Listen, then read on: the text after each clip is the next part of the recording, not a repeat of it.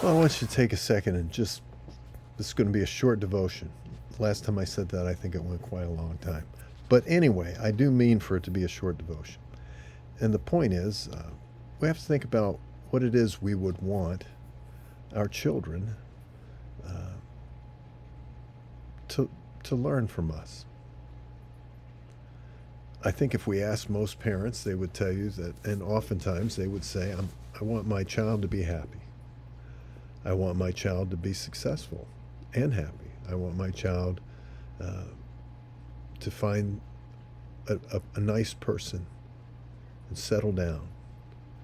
But actually, what we do want, I think, is kind of like the universal element, is we want our children and grandchildren to have good character, don't we? Now, goodness is a very interesting element. If you interview every person in the world, uh, I think most people would say they're good. Even a person who has bad character would say, I think I'm okay. I'm a good person. You just People are inclined to think of themselves as good. So, how do we measure goodness? And I think that it becomes a really important aspect of life because we continue in life to kind of deceive ourselves into the consideration that, hey, I'm good. Remember the rich young ruler? And he was confronted by Christ and went through a list of the laws that, moral laws that he should have kept. And he said, I've done this from my youth up.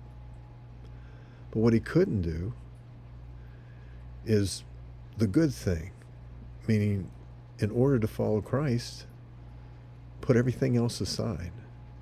Because what you have in Christ is of greater value than anything that this world offers us. So, for example, in the book of Philemon, Paul says to Philemon, this wealthy person that, you know, is considering taking back this servant, and Paul's writing a very personal letter asking him not to, not to be cruel to this servant that ran away, Onesimus. And he says, look, the communication or the fellowship of your faith, it comes into action by the acknowledgement of every good thing that's within you in Christ Jesus. Well, think about that for a moment. Where does our goodness come from? It doesn't come from me. Because the human heart, the Bible very clearly tells us, Paul himself in Romans 7, verse 24 and on, he said, there's just no good thing that dwells in me. He said, I'm a wretched man. What was he saying?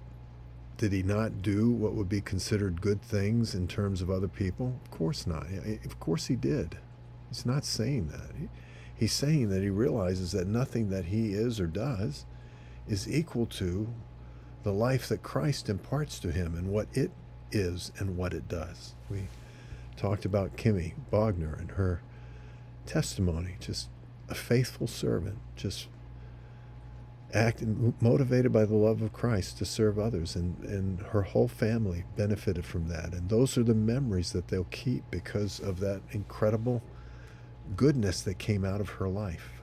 The prayers that she prayed, sacrificial prayers, times, and thoughts. I watch Sue as she wakes up at night at times, and I can tell she's thinking about whether it be our children or our grandchildren or other people that she knows and cares for, and they're on her heart. She's carrying them to God. That's the goodness of God in us. This is why in Psalm 16 and verse 2, David would say, look, the goodness that I have, God, it doesn't extend back to you, but to the saints, to those that are here on this earth. God's goodness flows from us or through us. This is why everything good comes from, and perfect comes from God above in James 1:17. It's just the way it is. I'm going to close with this today, but I want you to consider that what we're trying to teach those that we know and those that we love, success is a very minimal thing, and it's very transient. As we all know, anyone that's lived long enough to recognize these things.